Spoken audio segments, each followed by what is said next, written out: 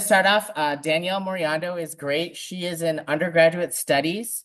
And so that's the office where the Office of Transfer Student Success, where we work, is located. So I'll turn the time over to Dannielle. Thank you so much. Awesome. Thank you, Paul. Hi, everyone. My name is Dannielle, and I'm the Associate Director for Undergraduate Studies Scholarships and Undergraduate Studies, like Paul said.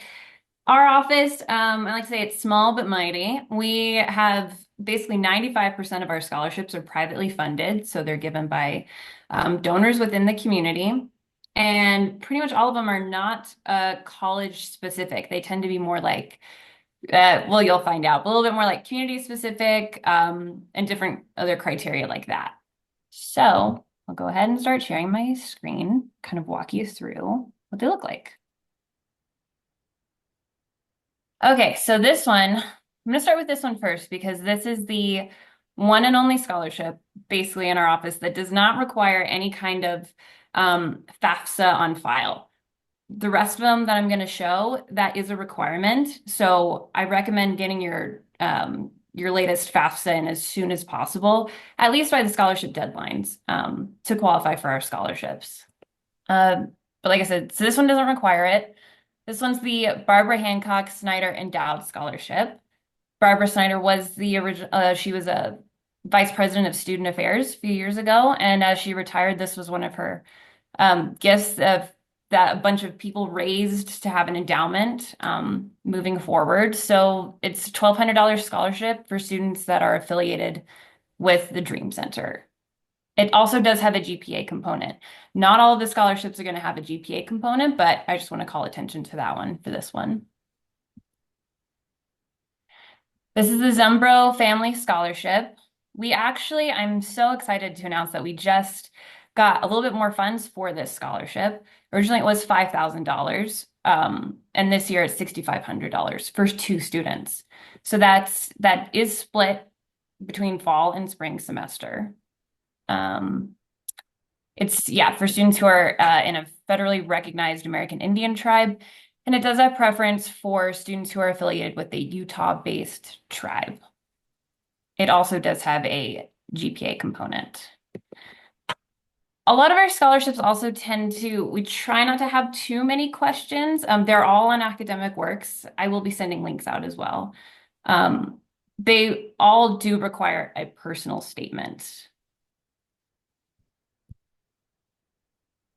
The next one is our Utah Community Action Scholarship.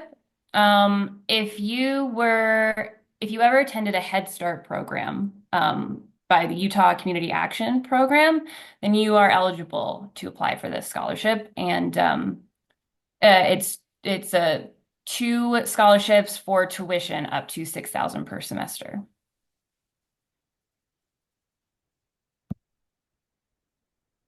Next one's our One Refugee Endowed Scholarship. I will say with this one, it does have a preference for students who are currently within the One Refugee program, but that doesn't mean that you are excluded from applying or eligible for this scholarship if you are not affiliated with that program. But it does have a preference. So if a majority of the applicants are within the program, the likelihood of receiving it is a little lower, but again, you are more than welcome to apply if you still meet some of the other criteria, such as if you yourself are a refugee or one of your parents is a refugee. The next one is it's a collection of a few of our family scholarships with pretty similar requirements. So if you apply to this one scholarship, you actually are considered for a few different scholarships. So these are for students who have experience working and serving with the Muslim community on campus.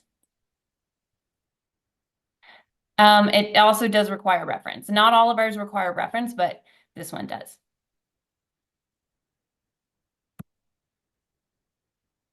This one might be of interest to some of you. It's for the Ivory University House, which is not affiliated with HRE, but it is on campus, which is pretty cool. I don't have the official award amount for next year just yet, but if we look at maybe last year, that was about $4,250 per semester. So this one might also be interesting. If you It does have a preference for students who have served with the armed forces, Peace Corps, a religious mission, AmeriCorps, or Teach for America. But again, it's not exclusive to those. So if you don't totally meet the criteria, you still are welcome to apply. But it does have a preference for those in particular. This is one of our more college-specific ones. So if you are in the EAE program and if you are in the Quest program, which is also in undergraduate studies, I definitely highly recommend applying for this scholarship.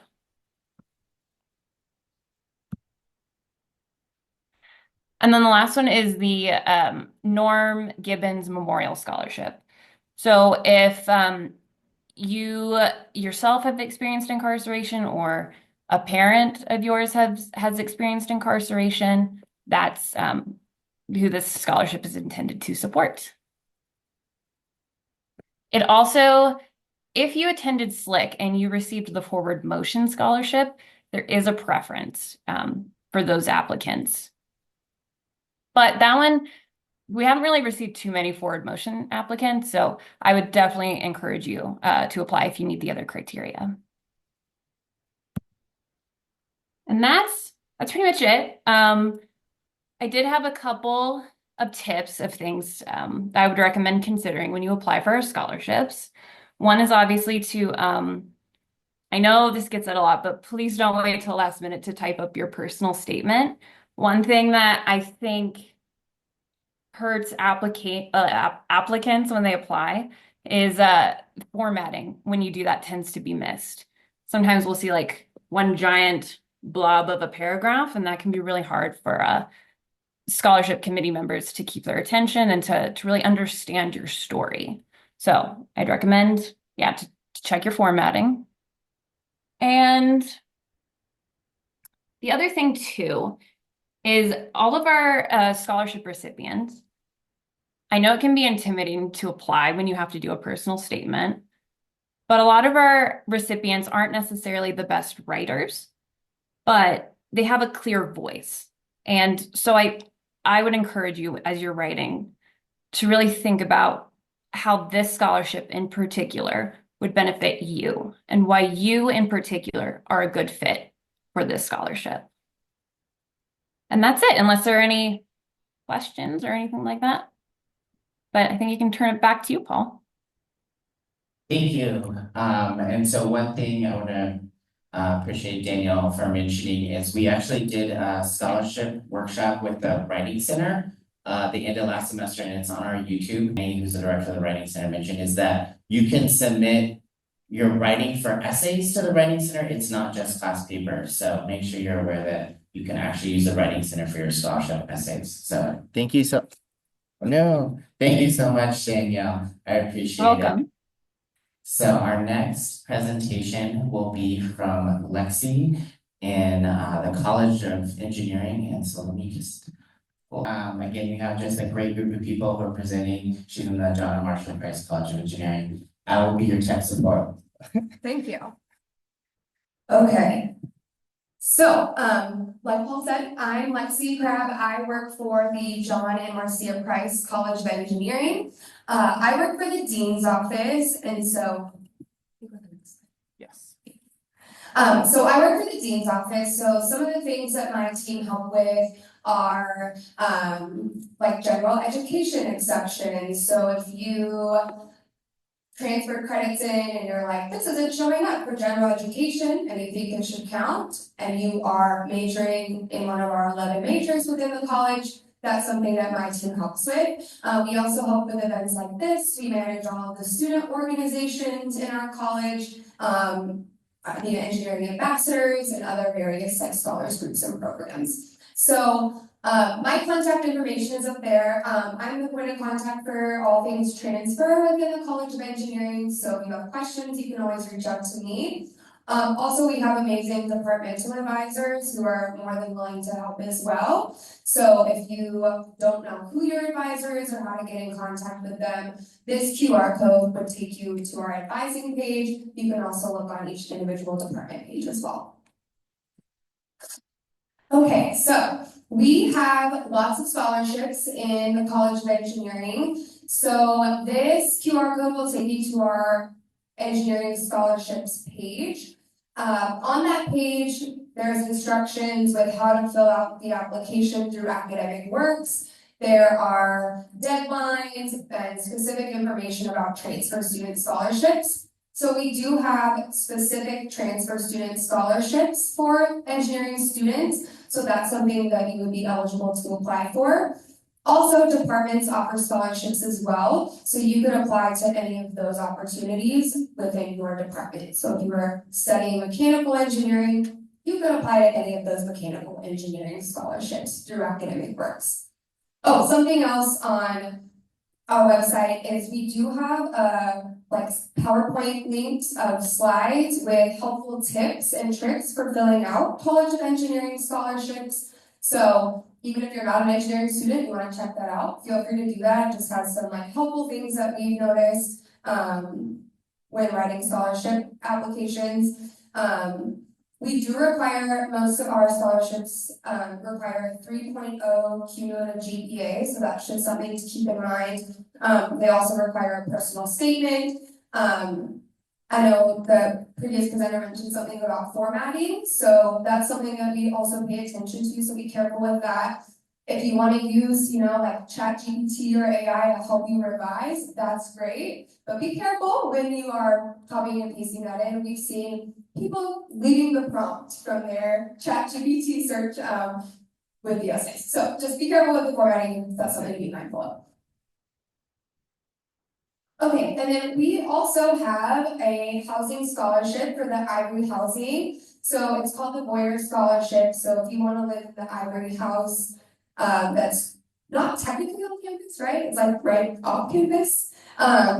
We do offer a $7,000 scholarship. Well, at least that's what it was last year, maybe slightly more this year. So if you are interested in applying for that, you can do that through this link, or it's also through Academic Works if you're searching for opportunities there.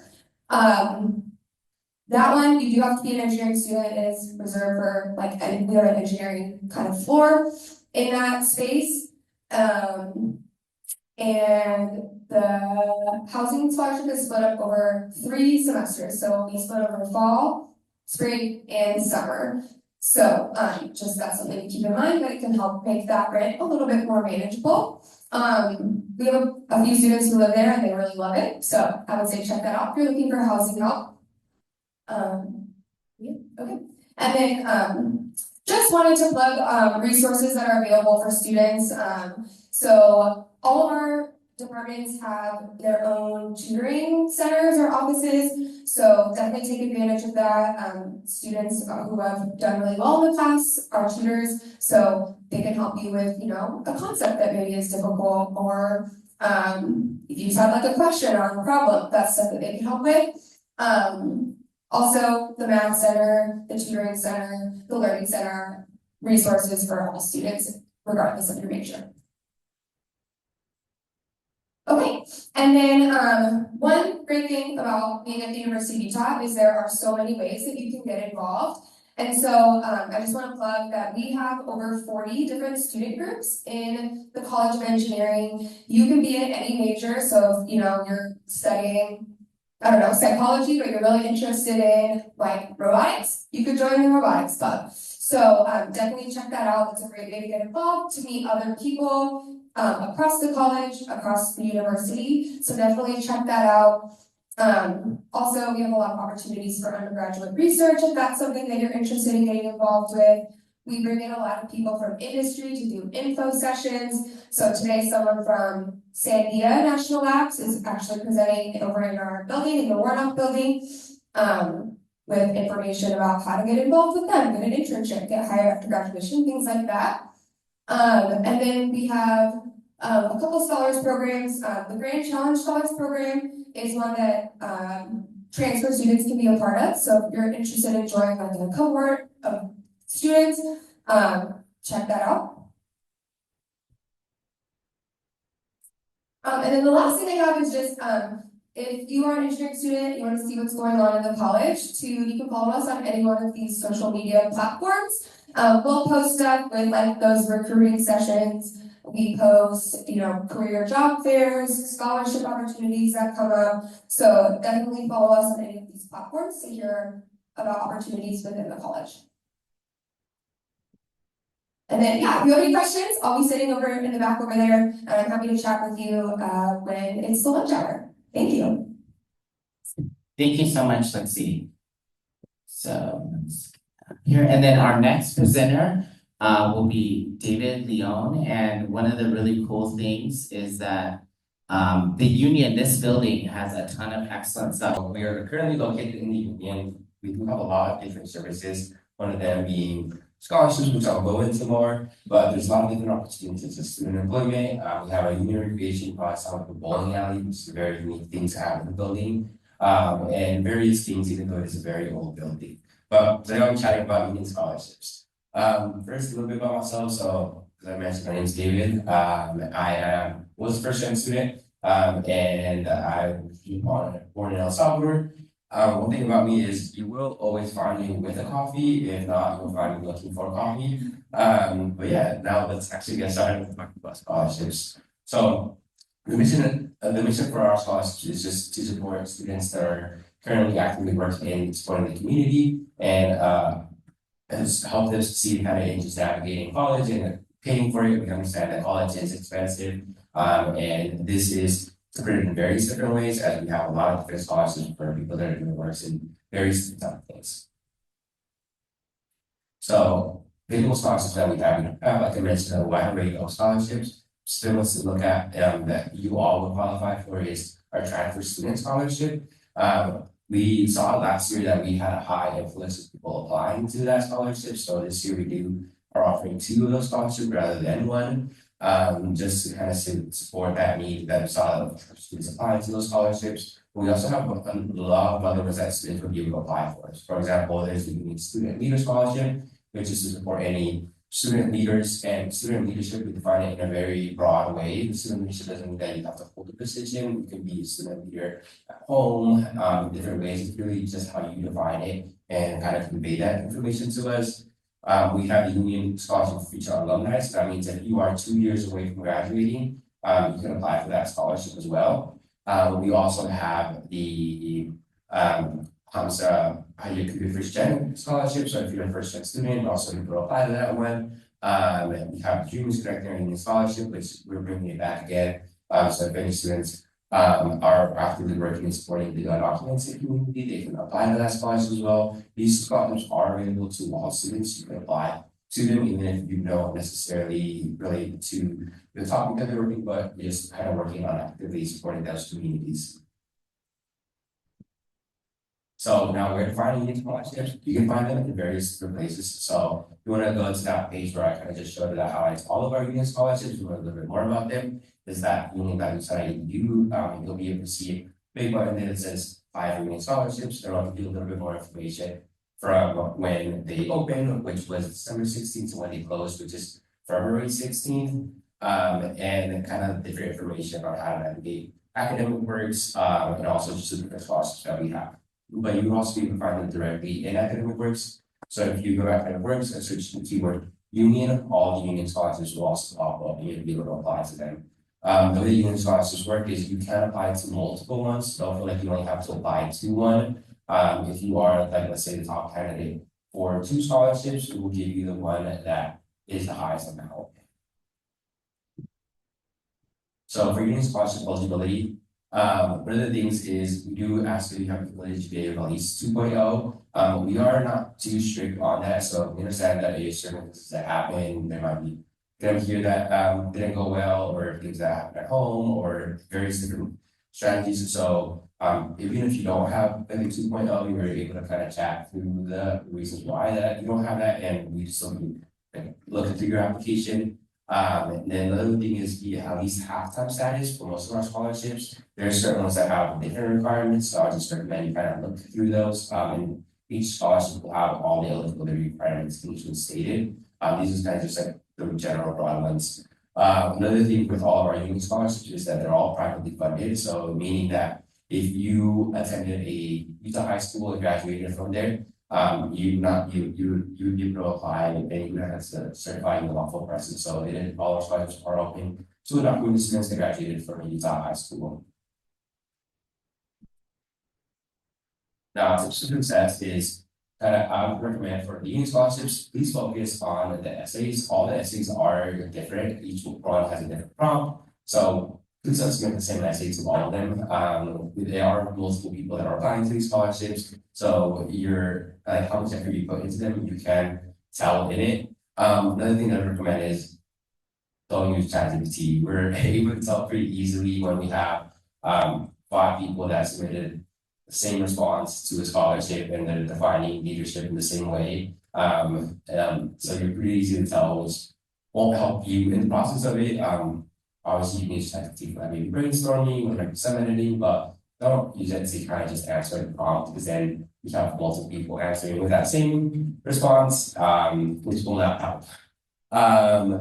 Another thing is I have a lot of people review your scholarship, so kind of make sure that you are reviewing it. While the format isn't like too important, the what you were saying is and stuff like that. So make sure you are answering kind of just prompt and getting people to review and look through yours as well. Some of these scholarships can be very competitive. Sometimes there is like around 200 people that is applying for one scholarship. So I would recommend, so sometimes we do have to be very nitpicky in how we select our applicants at the end and stuff like that.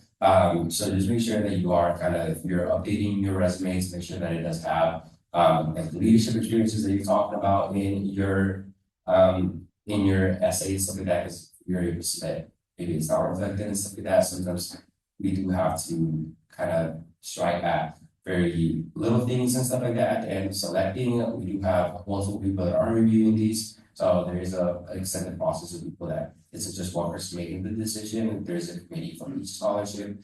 Recommend there is, if you scan that one, it has residents of like all majors from the career services, which you can you kind of format your resume and kind of chat through different things. I'm also happy to meet with any of you all, chat through your application, the requirements of it, and any questions that you may have, and you can book time to meet with me, whether that is virtually or in person, and how to walk through through any of the questions you may have. But that's kind of it for union scholarships. Here's my email. I'll also be located here if you want to chat through, if you want my email and book time to meet with me. Thank you, David. So next, we're gonna have another really awesome scholarship. Roxanna is with Foreign Language and Area Studies, which is also called FLAS. And so one of the cool things about that is we want to make sure people know about it.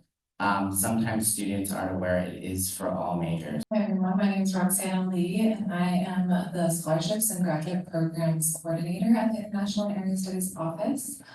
A few of the majors included in our office are International Studies, Asian Studies, Latin American Studies, Middle East Studies, and we have a new diplomacy major coming up. There's also some minors, so if you're interested in adding that on, please reach out. I'm not an academic advisor for undergraduate students, but I can definitely get you connected. We have a few scholarships. They're very niche because it is about international studies and language. But we do have one that's called FLAS. It's our biggest and best scholarship. It stands for Foreign Language and Area Studies.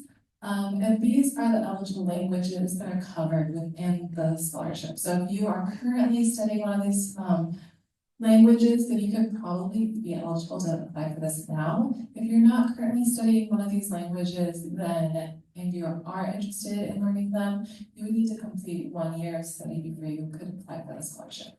Something to mention is this is a federally funded scholarship, so you do have to submit a FAFSA application in order to apply for the scholarship, and you also have to be either a citizen or a permanent resident. It is available to all graduate and undergraduate students here at the university, no matter your major or your program. So that, sorry, pass that. So we have 2 awards within FLAS. There's one for the academic year and one for the summer.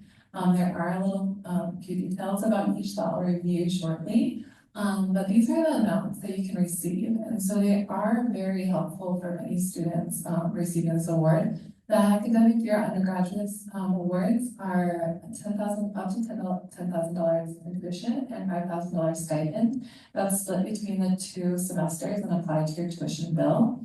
And for any graduate students here that probably not, okay, so I'll skip that. And then for the summer program, award, you can receive up to $5,000 in tuition and a $3,500 stipend. So during the academic year, there are a few requirements that you should be aware of when you're applying for the scholarship. So you do need to be fully registered, and you need to apply for, or you need to include 1 area studies course and 1 language course each semester when you register. All courses must be graded, and you do need to be in 10 or higher in all your courses during the awarded period.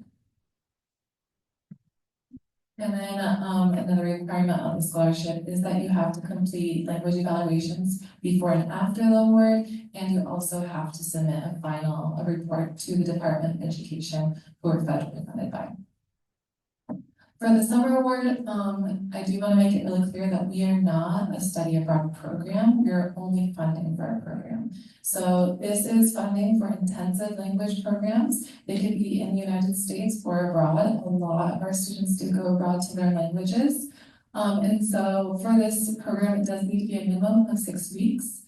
And a minimum of 140 contact hours for levels 1 and 2, and a contract of 120 contact hours for 3rd and 4th year. The first year is only available for graduate students here.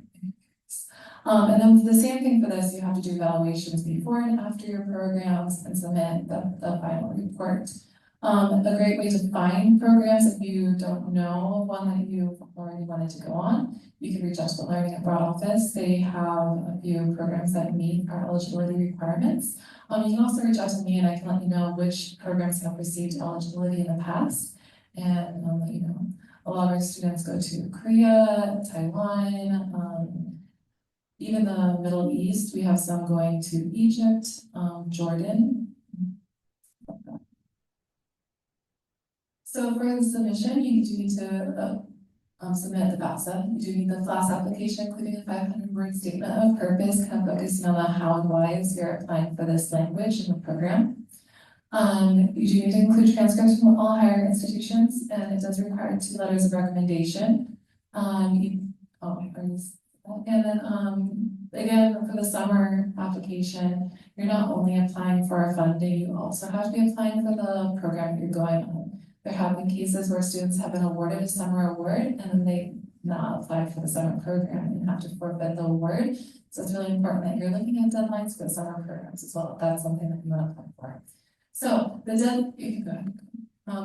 deadline for this is January 31st, so it's coming up. It's about 2 weeks. I wouldn't say that the application is difficult, so you could definitely get the application done within that time frame if you're interested in applying for this for next academic year. The summer, I understand it might be a little more difficult. You don't have a current program that you're wanting to go on. The most difficult thing to do to meet this deadline would be getting your letters of recommendation. So if this is something that you want to apply for, I recommend like today, tomorrow, this week, make sure that you reach out to the recommenders and let them know about you just found out the scholarship and you're wondering if they could help you. Some recommenders that we suggest are instructors that know that you are academically capable, and also maybe a recommendation from a language instructor that you have. So these are other scholarships through the International Area Studies Office. So these do not require a FAFSA application in order to apply. We have the D Foundation Study Abroad Program, which is only available to world languages and cultures and international studies majors. And if you're going on a program through the Learning Abroad office. The Bradley Parker Memorial Scholarship is for travel expenses, usually for field research, but undergraduate students, you can also apply if they're going abroad during the summer. I think it might also cover the fall as well next year. The Roxanna Memorial Scholarship is specifically for students studying Chinese or in China. The Toki Memorial Scholarship is specifically for those studying Japanese or going abroad, studying abroad in Japan. And the Marion for Roots Ludwig award paper competition not currently open, but this will come later this semester. And so if you're focused on the Middle East, or if you're interested in the Middle East and just writing a paper on it in one of your classes, you can submit for that. Great thing about FLAS is that it looks really great on a resume. It is a competitive scholarship being federally funded. And we are the biggest and largest awarder of FLAS scholarships in the country. And so although it is competitive, we do have more awards than other universities that are offered. So if you have any questions, I'm sitting over here, feel free to reach out. It's FLAS, FLAS at utah.edu if you have any questions. Thank you, Roxanna. And I did want to share, I have worked with students who have received the FLAS who were transfer students, so don't feel like anything isn't attainable. My name is Jenna, Templeton, I use she, her pronouns. I am in the Center for Student Access and Resources, or CSAR. This name means nothing to me. No, this name is confusing and misleading. You can think of us as a center for many scholarships, not all scholarships in student affairs, but we do hold, I would say the majority, if you exclude housing scholarships. So we're not to be confused with disability and access. We're not to be confused with mental health resources, though we do have embedded mental health counselors in our space. It's all very confusing. I just want you to see this name and think money. You can skip over our mission. We just want to support you. We want to help you do well in school. So what we offer students, money programs, scholarship programs with a cohort component. So meaning you move through the academic year with a group of peers also receiving the same scholarship. That comes with things like skill building workshops, social gatherings, a lot of community building opportunities, and then required meetings with your SRN or student resource navigator. I don't want that to sound scary. It really is a great way to make sure you're progressing in school, you're meeting your scholarship requirements, so you maintain your eligibility. So it might sound annoying at first, but once you have that first meeting with your SRN, most students come back again and again because it's really invaluable wraparound support while you're receiving the scholarship from us. So here's a little bit more information about what you can expect from a student resource navigator. I mentioned the team before, Joss, Marley, Christine, and Ephraim. They oversee these individual scholarships and cohort programs, which I'll run through in a moment. The thing that we think sets us apart in terms of administering scholarships is that we view them as relational versus transactional. So you're not just getting money from us, but you're getting this personalized component of support. And then this is a quote from one of our SRNs. Basically, before something becomes an obstacle for you, we want you to stay in touch with us so we can address things before they get worse and potentially on the next cycle. I've taken out any of the scholarships you won't qualify for, based on my assumptions is for this population as transfer students. So I want to touch on a couple things. We have a lot of funding for non-traditional students. How we define that is you've had a 5-year gap, at least a 5-year gap, whether that's cumulative or consecutive, in your education history. So that could mean you graduated from high school 5 or more years ago.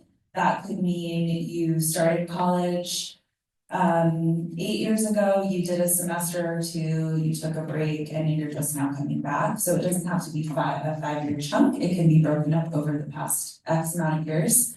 So if that describes you, I want you to go to our website and look at Craig Start. Is it not on there? Oh, Craig Start Reentry, OSHA Reentry, Mary Charlie, Moslender, Roberts. Any parents in the room? Any students with children? Okay, if you have friends with children who are either after you or want to come to you, I want you to tell them about Simmons, Sorensen, or if it applies to the Heidi and Greg Miller single parent cohort, that is essentially a full ride. The others, we've got some STEM focused scholarships like the Herbert I and Elsa B. Michael Foundation. We also have a Utah NASA scholarship, but that's not open right now, but know that we have that. We've got some pre-med scholarships. If you are specifically pre-med or you're eventually in med school, so you can't be nursing, you can't be PA or pre-PA or you have to be like on the medical doctor track. That is the Dr. Colleen Harker, Advancing Women in Medicine. Don't let the name fool you, anyone can apply for that. What else am I missing? A couple others on here are based on life circumstance. So Willie the plumber is for students who have had or currently have a parent who's incarcerated. Jesse Galen Smock is for those who have been personally impacted by alcoholism. And others are based on involvement on campus or in the community. So I would love to go to our website. I'll just show it to you at the end. But if you go to our scholarship page on our website, which is studentresources.utah.edu, all of these are broken down by whether or not you're eligible, your GPA requirement, priority populations or preferences, and then a link to academic works where you would apply. So I think it's better for you to go in there and dig in and to the ones that you're actually eligible for. You can advance cohort programs. So most of these won't apply to you all because they're either first year or parenting cohorts, except Operation Success. So some of you might be eligible for that one. It's really focused on students who want to address a disparity in the community, usually a social disparity. And you work on a project throughout the year while receiving a scholarship, engaging with your cohort, and attending skill building events. I've added a couple slides that I've stolen from our scholarship application preparation workshop. So here's a couple things I want you to remember. All of these applications I've mentioned close at the end of next month. They are for the next academic year, which is pretty much true for all of us here. Meaning it would apply for your fall and spring of 25 and 26. Our goal our goal for all of these is that you would know if you get this award by May. We post before the fall semester, and we don't require FAFSA for most of ours, but I highly encourage you to fill it out. If you're unable to fill it out because you either are not a resident of the United States or a citizen of the United States, or your parents are undocumented, there's still ways you can receive federal aid through the federal aid estimator. So please don't stop looking into that if you're either nervous about filling it out or if you can't fill it out yourself. It also, gets you eligible for things like Pell Grants and things like that. So fill it out and fill it out every year is my point. This is what I mentioned earlier, studentresources.utah.edu. Choose our scholarships in the menu, and that's where you'll see the laundry list of everything you have to offer. Make sure that you're looking very carefully at the requirements. I have sat on a lot of review committees, and we can tell when students are just like throwing their hat in every ring. Like, am I eligible for this? Just read it and see if you're eligible, because if you're not, don't waste your time, don't waste ours. What else do we have? Okay, so I mentioned our scholarship app prep workshop. We have one more. We've offered 2 so far. This will go through how to find our scholarships, whether or not you're eligible, where to apply, how to ask for a letter of recommendation, how soon you should ask for a letter of rec, who you should ask, how you should think about writing a personal statement, and you can even start working on it in session. So the last one is February 4th, that's a Tuesday. If you want to scan this QR code, you can register, or you can find it on our website or Instagram, which is U of U CSAR. Other things you might want to look to us for on the next slide.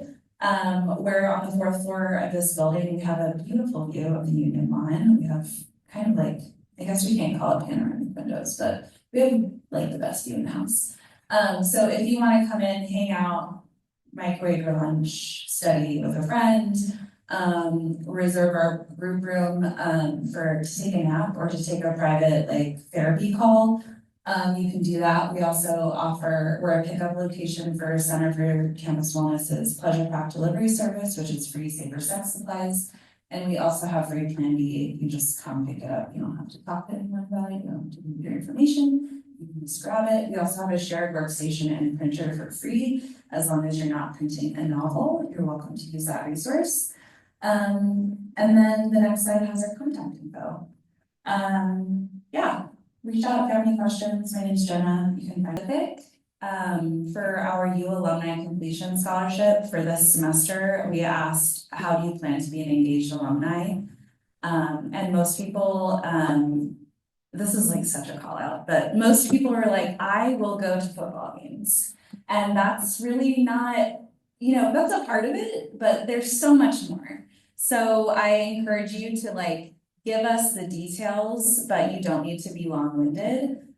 We're looking for your unique story. I think David mentioned this. We are very anti AI, so there's a lot of checkers for whether or not you're using ChatGPT. Don't shoot yourself in the foot. Like, we want to hear your unique voice, like another presenter said. Even if you're not a great writer, you can, just use your voice to tell us why you're a good fit for the scholarship, but dig a little deeper than being a football fan if you're writing for the alumni scholarship. I got it to work now. Okay, sweet. Hopefully that's okay to say, but that is the truth. So a hamburger menu right here, scholarships, and look at all of these. So there's more than what I mentioned to you today because I took off first years. But please go through and I will add the link. Willie the plumber is open, so is alumni. Anyway, all of these apply links go to Academic Works where you can submit your application. And I'm just gonna open one really quickly. What was I gonna say here? Oh, if you go to the main page of Academic Works,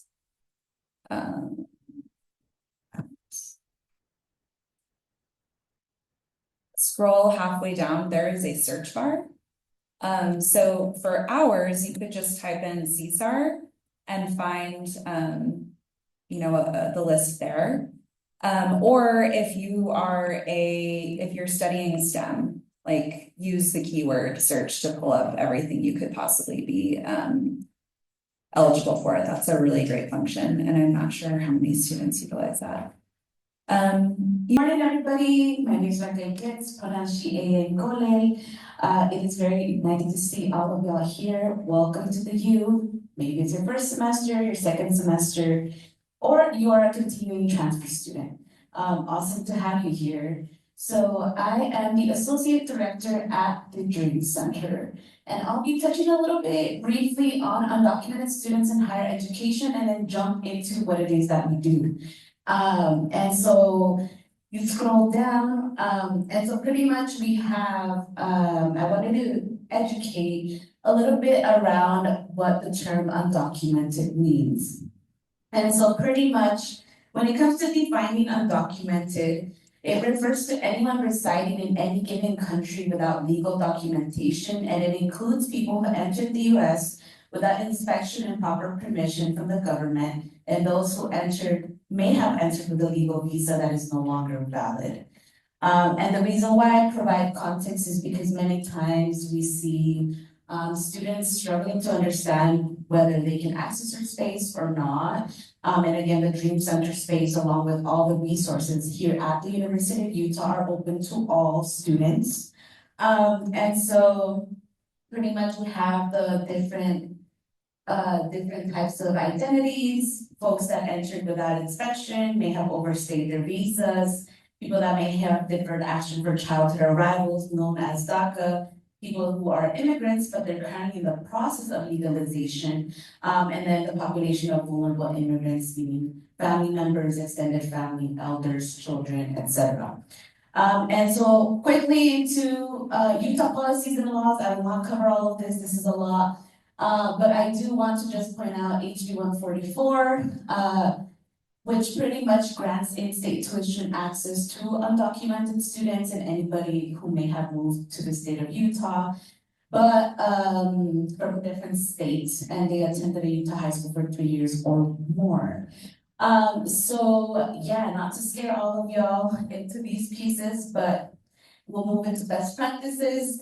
The biggest thing that I want y'all to take away is that if you know a friend, a family, a neighbor, pretty much inform any of these, or a high school student, pretty much inform them that higher education is accessible to them regardless of their immigration status. And yeah, so we'll move on to what the Dream Center is. So these are some of our wonderful faces that are part of our Dream Center. Moving along. About us, so again, we support the holistic development of all students, including undocumented students, who are systematically impacted by immigration, ensuring that we're empowering them through in and out of the university, and building their skill sets to thrive. So we focus on undocumented students, refugee students, TPS students, students with mixed status families or backgrounds, and recently arrived students. So these are a little bit of what we offer at the Dream Center, and we're pretty much operationalizing Monday through Friday, 9 a.m. to 5 p.m. We are here in person and virtually, and you are able to set up an appointment there to discuss anything that has to do with the university and navigation of it. We'll move along. These are some of the programs that we offer within the Dream Center. The Visionary Scholars Programs, the Successor Education and Entrepreneurship Development Program, known as SEED, Inspire Fellowship, and the Dream.us internship. Move along, some of the events that we offer, we have kickoff events, Undocumented Wisdom Series, socials, Undocumented Talks, Law and Policy, and our end of the year celebration. The services, y'all can come and eat out. We're gonna get a bigger fridge with a freezer. We're gonna have food there. We're gonna have a bigger microwave too. We have printing abilities, computer stations and laptops, supplies, snacks. So yeah, those are some of the services. In terms of scholarships, education and awareness, we'll move to the next piece. One of the biggest scholarships and partnerships that the Dream Center has here at the University of Utah is with the Dream.us. And so pretty much this scholarship is a $38,000 scholarship that will cover tuition. So it's a tuition-based scholarship.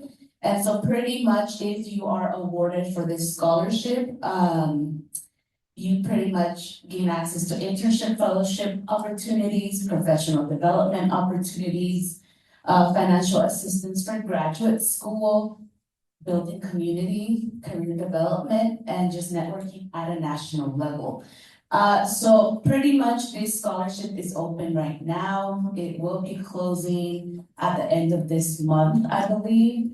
So if you have any questions and you may be from an undocumented background, have temporary protected status, or have DACA, Deferred Action for Childhood Arrivals, you will qualify for this scholarship.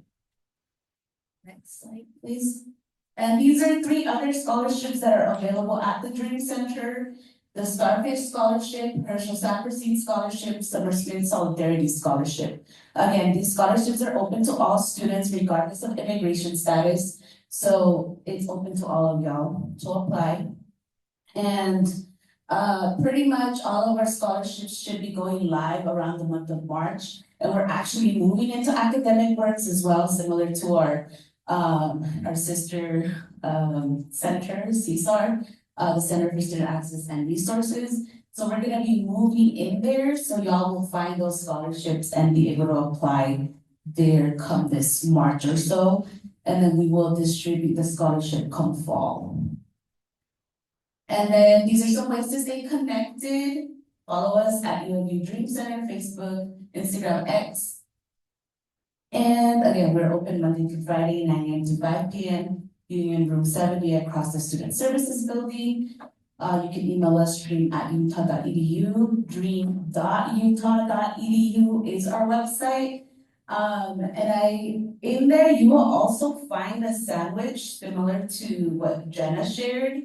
Ours is a little bit outdated, but it should be updating come potentially this fall 25. Crossing fingers. So it's a little bit old, but there, if you also click through the sandwich board, you will find scholarships. And in there, you will find a scholarship list from 2022, 2023. One of the biggest things that I can tell y'all, sometimes some scholarships or databases may look a bit outdated. But the thing is that many of the scholarships that are in there are associated or affiliated with ongoing nonprofit organizations, for-profit organizations, donors, etc. So please don't let that stray you away from even clicking through links that will work. And again, so that's a little bit of the Dream Center and what we offer. If y'all have any questions or may want a scholarship list, I have some pamphlets of the Dream Center and some scholarship documents that I can share with y'all. Thank you. Thank you, Raquel, and can we give all of the presenters a round of applause?